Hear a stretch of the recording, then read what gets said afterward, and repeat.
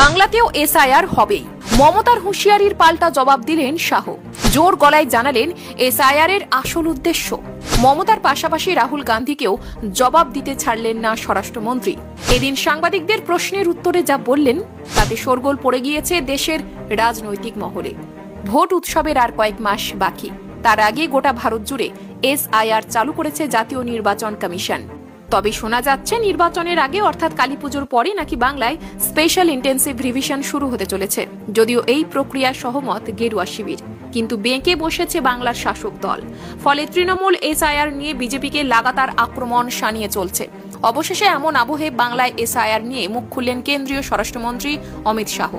দিন কয়েক আগেই বাংলায় এসআইআর চালু করা নিয়ে মুখ্যমন্ত্রী মমতা বন্দ্যোপাধ্যায় বলেছিলেন, বাংলায় যদি এসআইআর এ কারোর নাম বাদ যায় তাহলে তিনি আন্দোলন করবেন। আর এবার তৃণমূল সুপ্রিমোর এই কথার জবাবে মুখ খুললেন শাহ।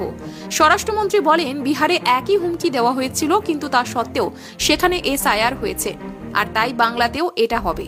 এখানেই না থেমে লোকসভার বিরোধী দলনেতা রাহুল গান্ধীকে কটাক্ষ করে শাহ আরো বলেন, দেশে এবারই প্রথম এসআইআর হচ্ছে না, এটা 1953 সালে শুরু হয়, অর্থাৎ রাহুল গান্ধীর ঠাকুরমার বাবার সময় এটা শুরু হয়েছে। এমনকি তার ঠাকুরমার সময়ও হয়েছে, তার বাবার সময়ও হয়েছে, আবার তার মায়ের সময়ও হয়েছে। হয়তো এই সত্যিটা রাহুলকে কেউ বলেননি। আসলে ভোটার তালিকা সংশোধনের জন্য এসআইআর হয়। 10, 12 কিংবা 17 বছর পর অনেক ভোটারেরই মৃত্যু হয়েছে বা কাজের জন্য অন্য জায়গায় হয়তো অনেকেই চলে গেছেন, কিন্তু তাদের নাম ভোটার তালিকায় রয়ে গিয়েছে। তাই ভোটার তালিকা সংশোধনের জন্য এসআইআর এর উপর জোর দেওয়া হচ্ছে।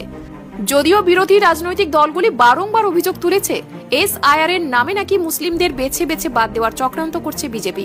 তবে এই বিষয়টি খোলসা করে এদিন শাহ সাংবাদিকদের মাধ্যমে দেশবাসীকে জিজ্ঞেস করেন, অনুপ্রবেশকারী মুসলমানদের কি ভোটাধিকার থাকা উচিত? শুধু মুসলমান বলে তাদের কি অন্যায় অধিকার দেওয়া উচিত? এরপর তিনি বলেন, যারা অনুপ্রবেশকারীদের মধ্যে ধর্মকে টানছেন তারা ভুল করছেন এবং তারা গণতন্ত্রের জন্য খুবই বিপজ্জনক। তবে এসআইআর আদৌ বাংলায় কতটা প্রভাব বিস্তার করতে পারে এখন সেটাই দেখার।